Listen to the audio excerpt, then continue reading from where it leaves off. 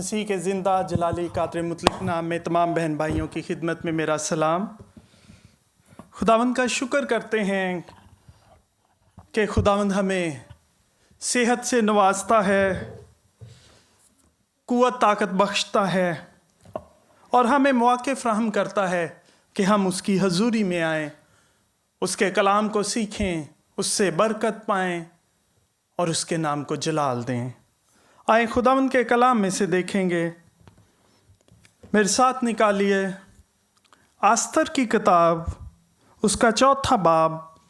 13वीं आयत से 70वीं आयत हम देखेंगे। खुदावंद के कलाम में से आस्तर की किताब 4 बाब 13वीं आयत से 70वीं आयत तक हम सब मिलकर खुदावंद के कलाम में से देखेंगे। खुदावंद के कलाम में यूँ लिखा है, तब मर्दकी ने उनसे कहा कि आस्तर के पास ये जवाब लेकर जाएं कि तू अपने दिल में ये ना समझ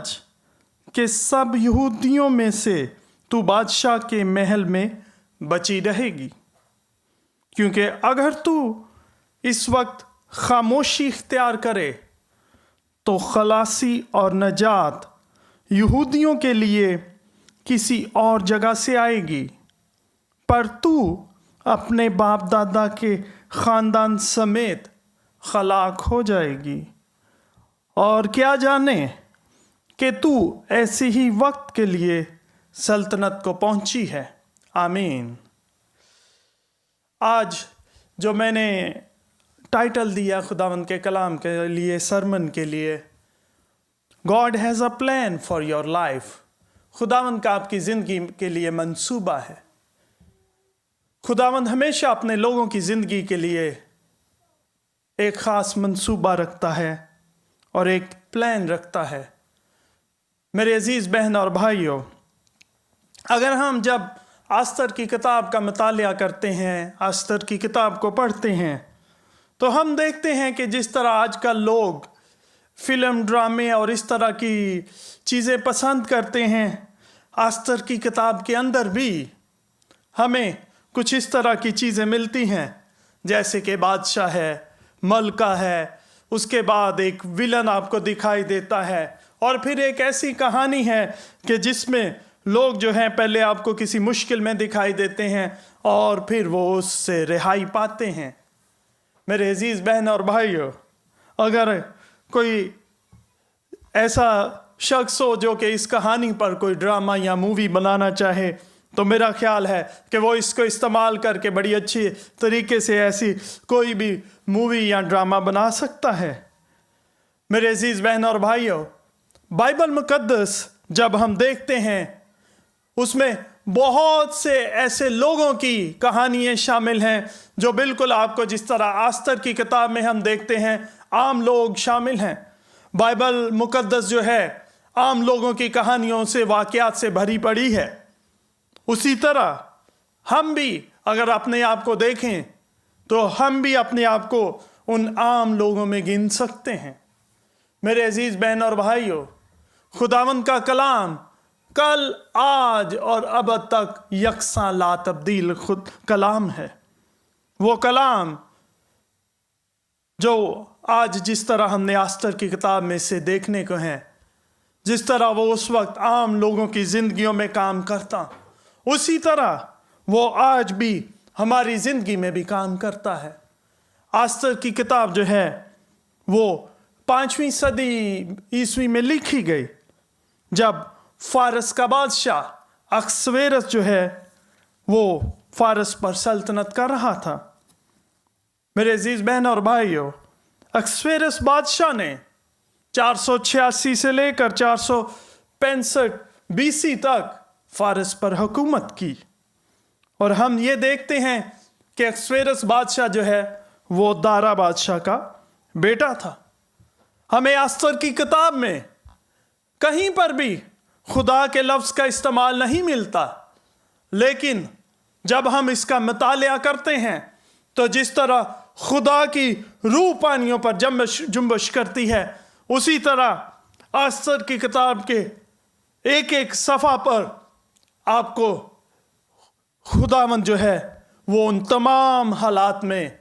मुकम्मल कंट्रोल में दिखाई देता है और आपको दिखाई देता है कि खुदावंद जो है उसका हाथ अपने लोगों के साथ है। मेरे अजीज बहन और भाइयों, आस्तर की किताब उस वक्त लिखी गई जब हम देखते हैं कि यहूदी जो हैं वो इसराइल से, यरूशलेम से, उनको नबूकदनेस्सर बादशाह जो है वो बाबल में, असीरी में ले गया। और जब 70 साल मुकम्मल होने को थे, उस वक्त तकरीबन 539 BC में क्या हुआ कि फारस पर होरस बादशाह ने कब्जा कर लिया। और इस तरह जितने उस वक्त बाकी मांदा, उस वक्त यहूदी जो उस वक्त गुलामी में थे, असीरी में थे, वो भी तमाम के तमाम बाबल में रहते हुए होरस बादशाह की गुलामी में चले गए। और जब हम अज़रा की किताब का मुताला करते हैं तो हम देखते हैं कि होरस बादशाह जो है उसने इसराइलियों को इस चीज़ की इजाज़त दी कि वो जो है दोबारा यरूशलेम में जाएं और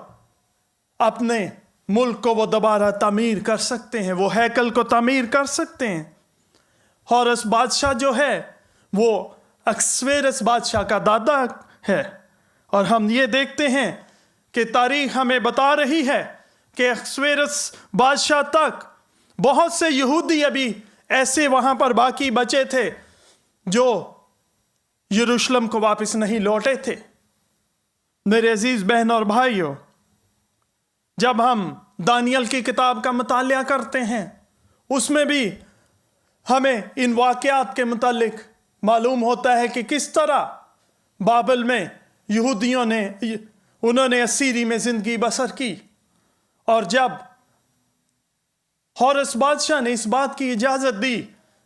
कि ये लोग वापस यरूशलेम जा सकते हैं, उस वक्त भी बहुत से ऐसे लोग थे जिन्होंने ये सोचा कि वापस जाना जो है दोबारा अपने मुल्क को, अपने घरों को तामीर करने से बेहतर है कि हम यहाँ पर इसी मुल्क में रहकर अपनी ज़िंदगी बसर करें। और उनमें से बहुत से ऐसे लोग थे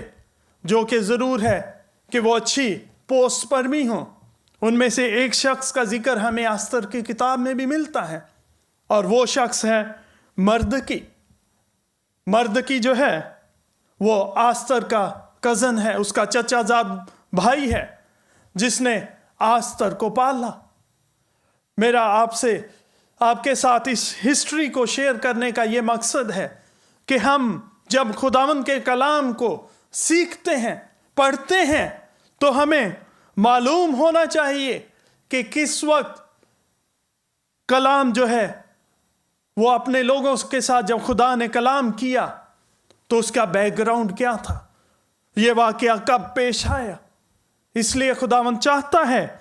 कि हम उसके कलाम को सीखें, उसके कलाम का मुताला करें। जब हम आस्तर की किताब को भी पढ़ते हैं तो हमें खुदावंद का हाथ यहाँ पर नजर आता है। हमें दिखाई देता है कि खुदावंद अपने लोगों के साथ है। वो बचे मांदा लोग जो यरूशलेम को नहीं लौटे, फिर भी खुदावंद उन लोगों के साथ है। खुदावंद ने उनको छोड़ नहीं दिया। मेरे अजीज बहन और भाइयों, आस्तर की किताब के आगाज में हम देखते हैं कि अहसवेरोस बादशाह जो है वो हिंदुस्तान से लेकर कोश तक 127 सूबों पर उसकी सल्तनत है। इससे वाज़िया होता है कि जो अहसवेरोस बादशाह है वो उस वक्त ताकत में है। अगर हम तारीख पढ़ें तो हमें तारीख में भी अहसवेरोस बादशाह के मुतालिक जिक्र मिलता है कि उसकी हुकूमत कितनी वसी थी। और आस्तर की किताब के पहले बाब में इसके मुतालिक लिखा है कि उसने अपनी इस ताकत का लोगों को बताने के लिए, उन तमाम उमरा को बताने के लिए जो उसके साथ मुख्तलिफ इलाकों पर हाकिम थे, उनके लिए ज़ियाफ़त दी। उनके लिए 180 दिन तक मुकम्मल ज़ियाफ़त दी गई। रोज़ाना एक जश्न हुआ, तकरीबन 6 महीने लगातार वो ज़ियाफ़त रही, जिसमें अहसवेरोस बादशाह जो है वो अपनी उन शान और शौकत का लोगों को हाल बताता रहा, दिखाता रहा कि वो कितनी कुवत में है। और इन 180 दिनों के आखिर पर एक हफ्ता के लिए तमाम आम लोगों के लिए भी उसके महल के दरवाज़ों को खोल दिया गया और उनके लिए ज़ियाफ़त और मैनोशी का एहतमाम किया गया। उसके साथ साथ जो मलका थी उसने भी अपनी सहेलियों के लिए एक ज़ियाफ़त का एहतमाम किया। और कलाम मुक़द्दस में लिखा है कि आखिरी दिन जब बादशाह जो मैं के नशे में मसरूर था, उसने हुक्म दिया कि मलका को उसके सामने लाया जाए, उसको शाही ताज पहना कर लाया जाए, क्योंकि उसकी बीवी जो है वो बहुत खूबसूरत थी और वो चाहता था कि उन उमरा को, उन मेहमानों को भी जिस तरह उसने अपनी शान और शौकत दिखाई उसी तरह वो बताए कि उसकी जो बीवी है वो भी कितनी खूबसूरत है। लेकिन जब हम कलाम को पढ़ते हैं तो लिखा है कि मलका ने हुक्म के बावजूद बादशाह के सामने आने से इनकार कर दिया। और इसका आखिर ये होता है, जब हम कलाम को पढ़ते हैं तो बादशाह जो है मलका को उस ओहदे से हटा देता है। मेरे अजीज बहनों और भाइयों, मैं चाहूँगा कि जब हम खुदावंद के कलाम में से सीख रहे हैं तो आप ज़रूर आस्तर की किताब का मुतालिया करें। मैं चाहूँगा कि आपके साथ 2 से 3 वीक तक लगातार हम आस्तर की किताब में से सीखें कि किस तरह खुदावंद जो है वो अपने लोगों के साथ साथ रहता है और खुदावंद उनकी ज़िंदगी के लिए मंसूबा रखता है, प्लानिंग रखता है। हम अपनी मर्जी से, सोच से कई दफ़ा सोचते हैं, कुछ चीज़ें सिलेक्ट करते हैं, लेकिन जब हम उसके बेटे बेटियां, उसके बच्चे हैं, हम जाने अनजाने में कोई भी स्टेप ले रहे होते हैं, उन तमाम को खुदावंद अपने नाम के लिए, अपने जलाल के लिए और उन प्लानिंग को जो उसकी हमारी ज़िंदगी में है उनको पूरा करने के लिए वो इस्तेमाल करता है। आस्तर की किताब में भी हम देखते हैं कि जब मलका को उसके ओहदे से हटा दिया गया तो बादशाह के जो उमरा हैं उन्होंने बादशाह को यह मशवरा दिया कि कंवारियों को जमा किया जाए, 1 साल तक उनको उस तमाम जो खूबसूरती के लिए जो चीज़ें दरकार थीं, जो पाक होने के लिए और जो वो चीज़ें उस रस्म के लिए दरकार थीं, उन्होंने 1 साल के लिए उस तहारत के लिए लड़कियों को, कंवारियों को चुना ताकि एक नई मलका का इंतखाब किया जाए। और हम देखते हैं कि मर्द की जो है, जो कि बादशाह के कोर्ट के बाहर बैठता है, उसके पास भी एक ओहदा है, उसके दरवाज़ा पर बैठता है, उसने अपनी चचाजाद बहन को जो खूबसूरत थी, आस्तर को, जिसका नाम हदसा भी लिखा गया है कलाम पाक में, उसको कहा कि तुम भी इन कंवारियों के साथ इस दौड़ में शामिल हो, तुम भी कोशिश करो कि अगर खुदा ने चाहा तो मलका तुम्हें खुदावंद जो है वो सौदे तक पहुंचा सकता है। और उसने आस्तर को एक खास ताकीद की कि वो अपनी कौम का जिक्र ना करे। मेरे अजीज बहन और भाइयों, 127 सूबों पर बादशाह जो हाकिम है वो अपने लिए एक नई मलका तलाश करने को जा रहा है, और जो नई मलका है उनमें एक ऐसी लड़की भी शामिल है जो उस वक्त एक गुलामी की जिंदगी एक तरह आप कह सकते हैं गुजार रही है। उनको गुलाम बनाकर नबूकदनेस्सर बादशाह ने बाबल में लाया और इस वक्त वो वहां पर जिंदगी बसर कर रहे हैं, और वो भी उन तमाम कंवारियों में शामिल है जो कि मलका बनने की उम्मीदवार हैं। मेरे अजीज बहन और भाइयों, हम देखते हैं कि खुदावंद जो है जब वो अपने लोगों की जिंदगी में काम करता है جب وہ ہر ایک چیز میں گائیڈ کرتا ہے، جب وہ ہماری زندگی کو پلان کرتا ہے، تو کوئی بھی چیز جو ہے وہ ہمارے خلاف نہیں ہو سکتی۔ ہر چیز کو خداوند ہماری فیور میں کرتا ہے۔ خداوند کا یہ منصوبہ تھا، یہ پلان تھا کہ جب ملکہ جو ہے وہ اپنے عہدے سے ہٹائی جائے گی، وشتی ملکہ جب ہٹائی جائے گی تو اس کی جگہ آستر جو ہے وہ ملکہ کے طور پر سلیکٹ ہوگی۔ خداوند کے کلام میں دوسرے باب کی 17ویں آیت میں لکھا ہے، بلکہ 16ویں آیت سے ہم دیکھیں گے، سو آستر اکسویرس بادشاہ کے پاس اس کے شاہی محل میں اس کی سلطنت کے 7ویں سال کے 10ویں مہینے میں، جو تیبت مہینہ ہے، پہنچائی گئی، اور بادشاہ نے آستر کو سب عورتوں سے زیادہ پیار کیا، اور وہ اس کی نظر میں ان سب کنواریوں سے زیادہ عزیز اور پسندیدہ ٹھہری۔ بس اس نے شاہی تاج اس کے سر پر رکھ دیا اور وشتی کی جگہ اسے ملکہ بنایا۔ آمین۔ میرے عزیز بہن اور بھائیوں، ہم دیکھتے ہیں کہ 3 سال میں اکسویرس بادشاہ نے اپنی اس ساری شان و شوکت کا، اس نے لوگوں کے سامنے حال بیان کرنا شروع کیا، ان کے سامنے جو ہے اپنی اس نے بڑی اس شان و شوکت کا اظہار کیا، اور 3 سال میں وشتی ملکہ جو ہے وہ اپنے عہدہ سے ہٹا دی گئی، اور تقریباً 2 سال کے عرصہ کے بعد 7ویں سال کے 10ویں مہینے میں 4 سال کے عرصہ کے اندر آستر جو ہے وہ جا کر ملکہ بنتی ہے۔ ایک لمبا ہمیں عرصہ دکھائی دیتا ہے، کیونکہ 1 سال تک ان کی سلیکشن کے بعد طہارت کے لیے بھی ان کو اس وقت اس سارے پروسیجر سے گزرنا تھا۔ اس ملکہ کو پانے کے لیے بادشاہ کو انتظار کرنا پڑا، لیکن بادشاہ نے آستر کو سب سے زیادہ پسند کیا، اور اس نے اپنا شاہی تاج اس کے سر پر رکھ دیا۔ میرے عزیز بہنوں اور بھائیوں، ہم دیکھتے ہیں، آپ کو کئی دفعہ یہ کوئی ڈراموں یا فلموں کی طرح سٹوری محسوس ہو سکتی ہے کہ کس طرح ایک لڑکی جو غلامی میں زندگی بسر کر رہی تھی، وہ کس طرح ملکہ کے عہدے پر اس کو سرفرازی ملی۔ لیکن یہ تب ہی ہو سکتا ہے جب خداوند ہمارے ساتھ ہے۔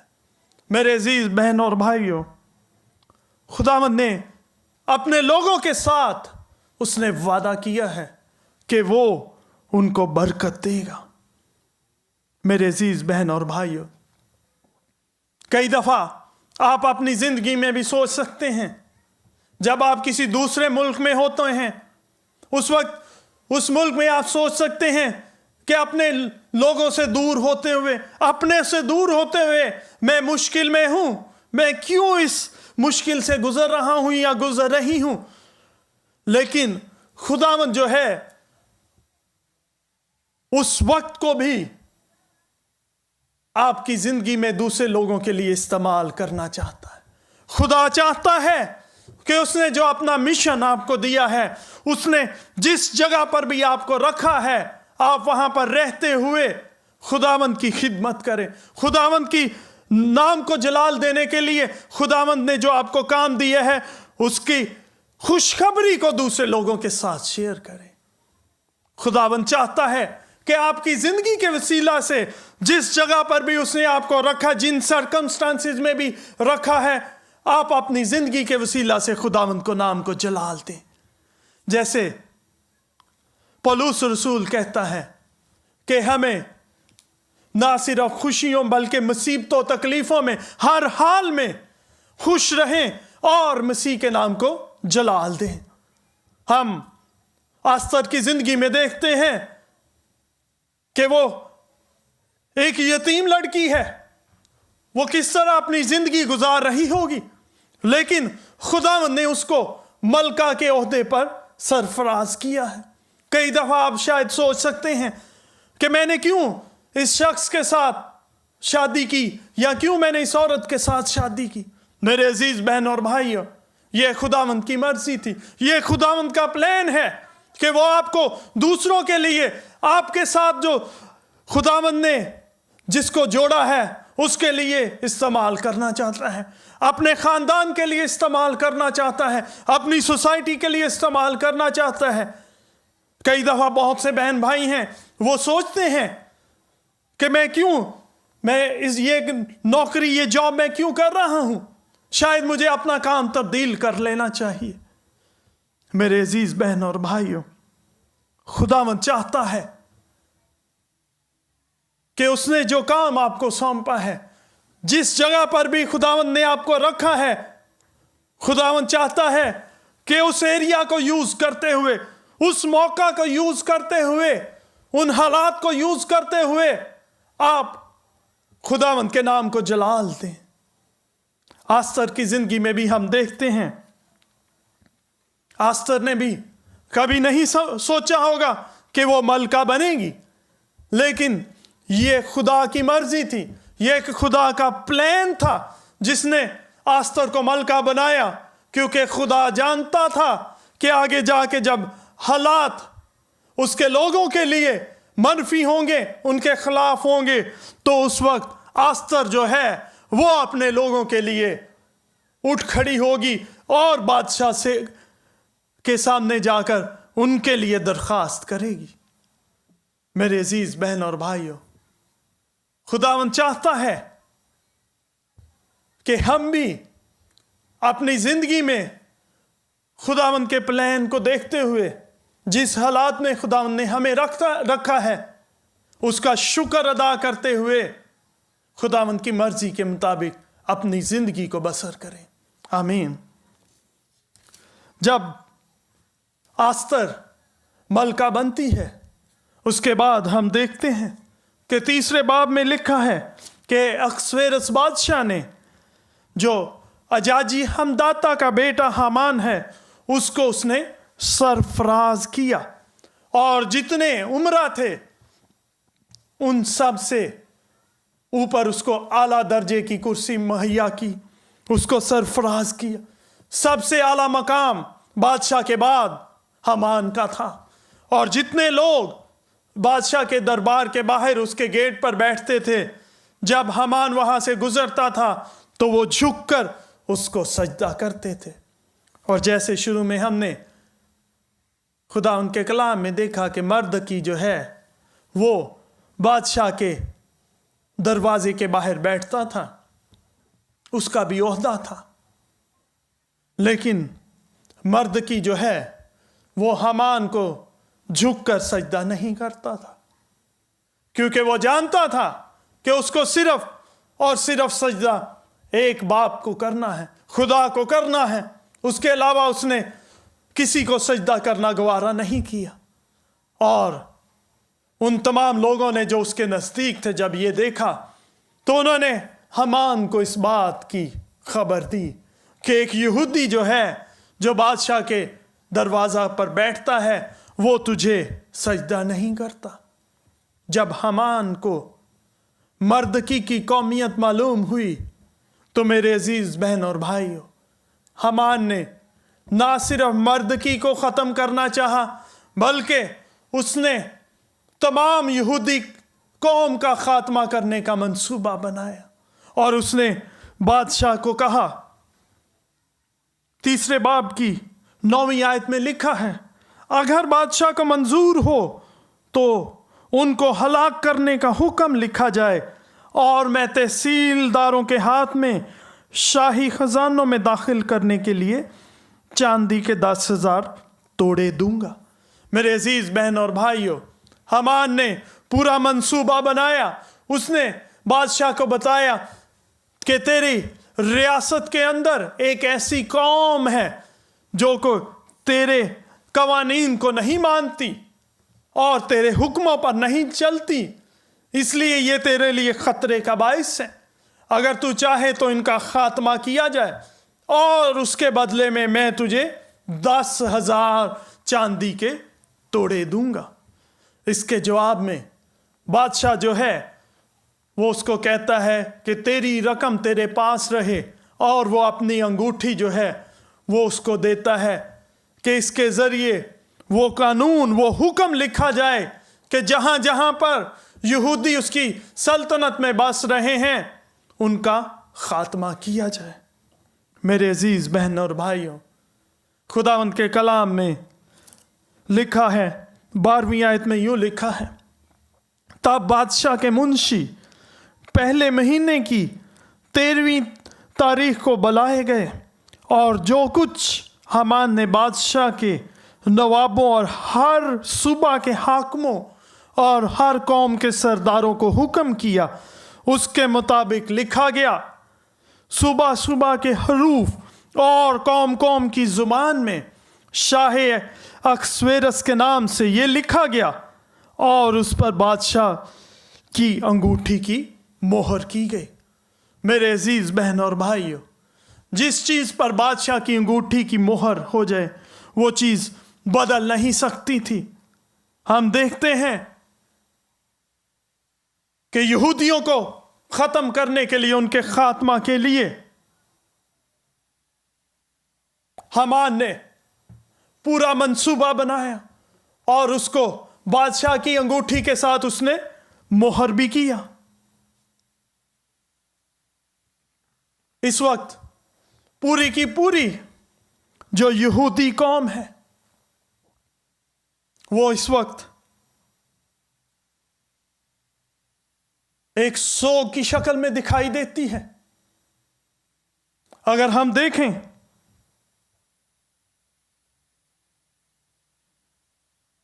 تو جتنے بھی یہودی اس کی سلطنت میں رہ رہے ہیں ان کے لیے اس سے بری خبر کچھ نہیں ہو سکتی کہ 11 مہینے کے بعد 12ویں مہینے میں ان سب کو قتل کر دیا جائے گا. میرے عزیز بہن اور بھائیوں، آستر کو ملکہ بنے ہوئے اس وقت تقریباً 5 سال ہو چکے ہیں جب یہ حکم نامہ جاری ہوا کہ یہودیوں کا خاتمہ کیا جائے. آستر نے 5 سال کے عرصہ میں کبھی بھی یہ نہیں سوچا ہوگا کہ میں کیوں ملکہ بنی ہوں. کئی دفعہ اس نے سوچا بھی ہوگا کہ میں ان لوگوں کو اتنی آزادی کے ساتھ اب نہیں مل سکتی جو میرے نزدیک کے لوگ تھے، کیونکہ اب وہ ملکہ ہے. کئی دفعہ اس کے ذہن میں سوچ آئی ہوگی کہ میں کیوں محل تک آئی، میں کیوں ملکہ بنی. 5 سال کا عرصہ گزر چکا ہے، لیکن اس نے مکمل فرما برداری کے ساتھ اپنے ان تمام کاموں کو کرتی رہی ہے، ان تمام اپنی ذمہ داریوں کو انجام دیتی رہی جو ملکہ ہوتے ہوئے اس کو کرنی چاہیے. اور ان 5 سالوں کے بعد یہ وقت آتا ہے جب حامان جو ہے وہ یہودی قوم کے خاتمے کے لیے یہ پورا منصوبہ بناتا ہے. اور جب ہم کلام کو پڑھتے ہیں 4 باب کے شروع سے جب ہم پڑھتے ہیں کہ جب مردکی کو بھی یہ خبر ملی تو اس نے اپنے کپڑوں کو پھاڑا، اس نے ٹاٹ پہن لیا اور وہ بادشاہ کے دروازہ پر آ گیا. میرے عزیز بہن اور بھائیوں، جب آستر کو اس بات کی خبر دی گئی تو اس نے مردکی کے لیے لباس بھیجا، کپڑے بھیجے کہ یہ ٹاٹ اپنے اوپر سے اتار لے. لیکن مردکی جو وہ اس کرب کے میں سے گزر رہا ہے، اپنی قوم کے کرب میں سے، اس نے ان کو لوٹا دیا اور اس نے आस्तर को पैगाम भेजा कि अपने लोगों के लिए, अपनी कौम के लिए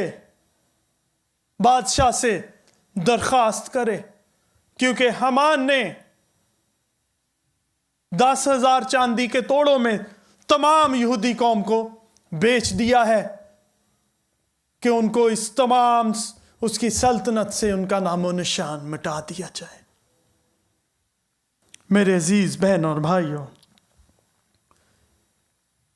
जब मर्द की ये पैगाम आस्तर तक भेजता है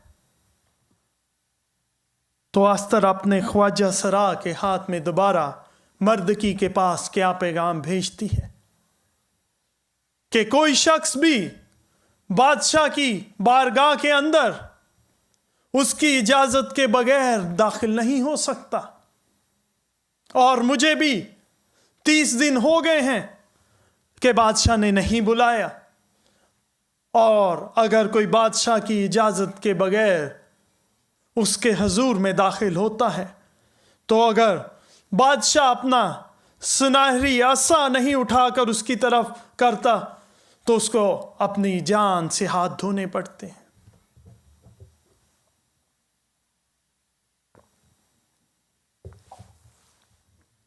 मेरे अजीज बहन और भाइयों, खुदावंद जानता था कि उसके लोग जो हैं आने वाले सालों में उनको किस तरह हामान की वजह से इस मुश्किल का सामना होगा, इस कर्ब का सामना होगा। खुदावंद ने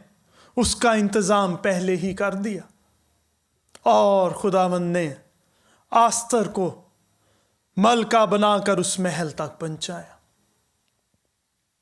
अपनी जिंदगी में बहुत दफा आप भी सोचते होंगे कि शायद मेरी जिंदगी में खुदावंद की मर्जी क्या है। मेरे अजीज बहन और भाइयों, खुदावंद कभी भी चीज़ों को बहुत तेज़ी के साथ या बहुत जल्दी के साथ लेकर नहीं चलता। हम मूसा की ज़िंदगी में भी देखते हैं कि 40 साल तक वो मिस्र के महल में रहा और उन 40 सालों के बाद वो मदियान के बियाबानों में भी भटकता रहा। उसके बाद खुदावंद ने उसको बुलाया कि वो उसके लोगों को मिस्र की गुलामी से रिहाई दिलाए और उनका लीडर बने। यहाँ पर भी हम देखते हैं कि मर्दकी ने आस्तर को जब जवाब भेजा तो 14वीं आयत में क्या लिखा है, क्योंकि अगर तू इस वक्त खामोशी इख्तियार करे तो खलासी और नजात यहूदियों के लिए किसी और जगह से आएगी, पर तू अपने बाप दादा के ख़ानदान के समेत हलाक हो जाएगी। और क्या जाने कि तू ऐसे ही वक्त के लिए सल्तनत को पहुंची है। मेरे अजीज बहन और भाइयों, अगर आप खुदावंद की मर्जी को पूरा नहीं करते, अगर खुदावंद ने जो काम आपको दिया है, अगर आप उस मिशन को पूरा नहीं करते, अगर खुदा चाहता है कि उस अपनी जिंदगी के वसीला से जिस जगह आप रह रहे हैं, अपने खानदान में, अपने जॉब में, अपनी सोसाइटी में, आप खुदावंद ने जो बरकत, जो तोड़ा आपको दिया है उसको इस्तेमाल करें। अगर आप उस तोड़े को इस्तेमाल नहीं करते तो जिस तरह आज हम कलाम में देख रहे हैं, मर्द की कह रहा है, अगर आप उस तोड़े को वेस्ट करते हैं तो खुदावंद आपसे वो तोड़ा ले लेता है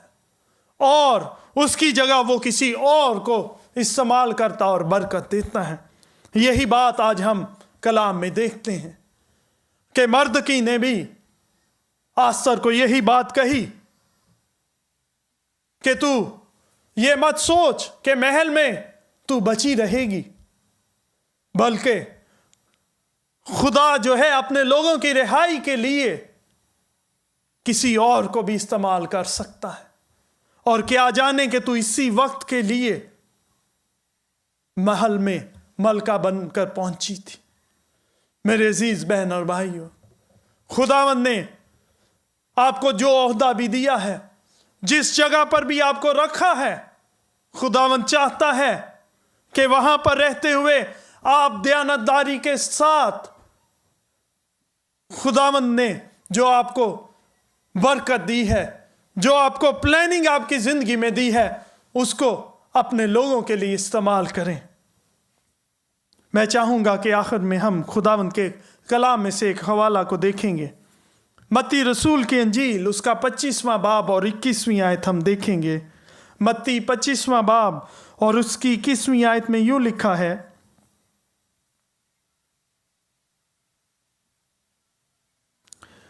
उसके मालिक ने उससे कहा,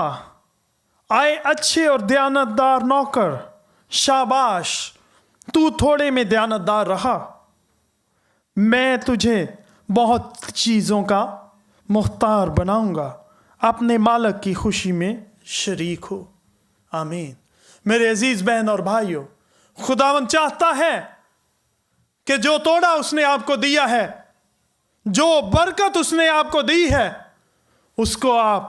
औरों के साथ बांटें, इस्तेमाल करें, और खुदावंद उसमें और इजाफा करेगा और उसमें आपको बरकत देगा। आस्तर को भी खुदावंद ने इसी मकसद के लिए उस महल तक पहुंचाया, ताकि वो अपने लोगों के लिए वो वसीला, वो जरिया बने। आज खुदावंद चाहता है कि जिस तरह आस्तर अपने लोगों के लिए उस कानून के खिलाफ उठ खड़ी हुई और उसने अपनी जिंदगी की परवाह भी नहीं की और वो बादशाह के सामने जाती है, उसी तरह खुदावंद चाहता है कि जब वो आपके साथ है तो खौफ ना रखें, किसी चीज से मत घबराएं, मत डरें कि हालात कैसे हैं, कोई आपके खिलाफ खड़ा होगा, क्या होगा। जब खुदावंद आपके साथ है, जब खुदावंद ने आपको उस दर्जा तक पहुंचाया है, जब खुदावंद ने आपको उस खानदान में, उस सोसाइटी में, उस जॉब के उस दर्जा पर पहुंचाया है, तो पाक रूह खुद आपको गाइड करेगा, वो खुद आपकी रहनुमाई करेगा और अपने काम के लिए, अपने नाम के लिए और अपने जलाल के लिए आपको इस्तेमाल करेगा। कभी मत ये सोचिए कि शायद खुदावंद मुझे अपने नाम के लिए इस्तेमाल नहीं करना चाहता। मेरे अजीज बहन और भाइयों, आस्तर जो है वो एक आम लड़की थी, उसी तरह हम भी, जिस तरह हम देखते हैं कि एक ऑर्डिनरी लाइफ गुजार रहे होते हैं, मसीह चाहता है कि अपनी इसी जिंदगी के वसीला से हम उसके नाम को जलाल दें। वो चाहता है कि जो बरकत उसने हमें दी है, जो मुकाम हमने मसीह में पाया है, हम उस नजात के खुशखबरी को दूसरे लोगों के साथ बांटें, दूसरों के साथ शेयर करें। आ जाएं अपनी जिंदगियों में देखें कि अगर आज तक हमने ये नहीं सोचा कि क्यों खुदावंद ने हमें इस जगह पर, इस मुल्क में, इस जॉब में, इस सोसाइटी में, अपने खानदान के लिए में रखा है, आए अपनी जिंदगी में इस चीज पर गौर करें और खुदावंद से कहें कि ऐ बाप, तूने जहां पर भी मुझे रखा है, मैं उसके लिए तेरा शुक्र अदा करता हूं, करती हूं। और जिस तरह तूने एक आम लड़की आस्तर को, उसको अपने नाम के लिए, अपने लोगों के लिए इस्तेमाल किया, उसी तरह मुझे भी अपने खानदान के लिए, अपने लोगों के लिए, उन जिंदगियों के लिए इस्तेमाल कर जो आज तक तुझे नहीं जानती। आए अपने सरों को झुकाएं और खुदावंद से रहनुमाई मांगे उससे कहें कि आए बाप, मेरी जिंदगी में जो तेरा प्लान है, जो तेरा मंसूबा है, मैं मुकम्मल तौर पर तेरे हुजूर में अपने आप को सरेंडर करती हूँ। ओबीडियंस के साथ मुझे अपने नाम के लिए इस्तेमाल कर। आए दुआ करें। कुदूस जिंदा जलाली आसमानी बा, बहरोबर के खालिक और मालिक, तेरा शुक्र करते हैं आए बाप, तेरे कलाम के लिए आए बाप, तेरे कलाम की सच्चाइयों के लिए, तेरे वादों के लिए आए बाप, जो हमेशा सच्चे हाँ के साथ और ला तब्दील है आए बाप। जिंदा बाप, ईमान रखते हैं आए बाप कि आए बाप, जिस तरह आए बाप तूने आस्तर को और इसी तरह इस कलाम में और बहुत से लोगों को अपने नाम के लिए इस्तेमाल किया है बाप, उसी तरह तू आज हमें भी जिस जगह पर भी तूने हमें रखा है वहां पर इस्तेमाल करने को है बाप। जिंदा बाप, हमारी जिंदगी के वसीला से लोग तुझे जाने, तेरे नाम को जलाल देने वाले हों। जिंदा बाप, तेरा शुक्र हो आए बाप। आए बाप, इस वक्त आए बाप उन तमाम अपने बहन भाइयों को तेरी हजूरी में लाता हूं आए बाप। जिंदा बाप, जो इस इबादत में शामिल होते हैं आए बाप तू उनकी जरूरतों से वाकिफ है। यीशु के नाम में एक एक की जरूरत को पूरा कर आए बाप। आए बाप, अगर कोई बीमार है, तेरे बेटे यीशु के नाम में आए बाप उस बीमारी को हुक्म देता हूं कि उस जिस्म से चली जाए बाप। सर से लेकर पांव तक आए बाप छू और शिफा बख्श। तेरे बेटे यीशु का लहू उन बदनों पर मांग लेते हैं आए बाप, मुकम्मल कुवत और ताकत मांगते हैं। जिंदा बाप, तेरा शुक्र करते हैं आए बाप कि जब हम तुझसे मांगते हैं तो तू सुनता और जवाब देता है आए बाप। तेरा शुक्र हो। सारा इज्जत और जलाल तुझी को मिले। ये सब कुछ तेरे बेटे यीशु के नाम में मांगते और पा लेते हैं। आमीन।